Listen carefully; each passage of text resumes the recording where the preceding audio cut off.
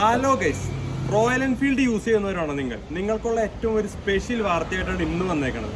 കാരണം എന്ന് വെച്ച് കഴിഞ്ഞാൽ നമുക്കറിയാം, റോയൽ എൻഫീൽഡ് വണ്ടിയിൽ നമ്മൾ സൈലൻസർ മാറിക്കഴിഞ്ഞാൽ ഓട്ടോമാറ്റിക്കലി Mvd പിടിക്കും, പോലീസിന്റെ പ്രശ്നങ്ങളൊക്കെ ഉണ്ട്.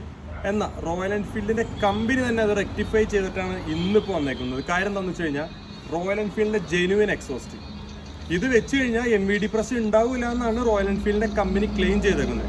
അതുപോലെ തന്നെ വിത്ത് DB കില്ലറാണ് ഇത് വരുന്നത്.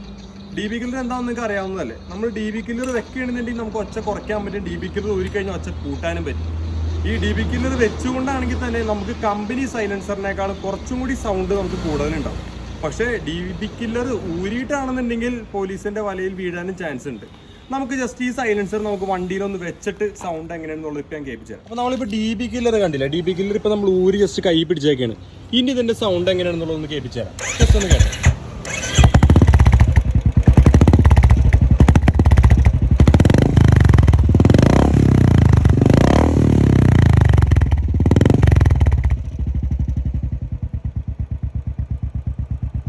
ഓക്കെ, നമുക്ക് അതുപോലെ തന്നെ DB കില്ലർ വെച്ചിട്ടുള്ള സൗണ്ട് നമുക്കൊന്ന് കേൾക്കാം. ഇത് ജസ്റ്റ് ഒന്ന് പുറത്തുനിന്ന് തന്നെ നമ്മളൊന്ന് ഫിറ്റ് ചെയ്യാണ്, ജസ്റ്റ് അടച്ചു വെച്ചേക്കാണ്. അവൻ കൈ കൊടുത്തോ.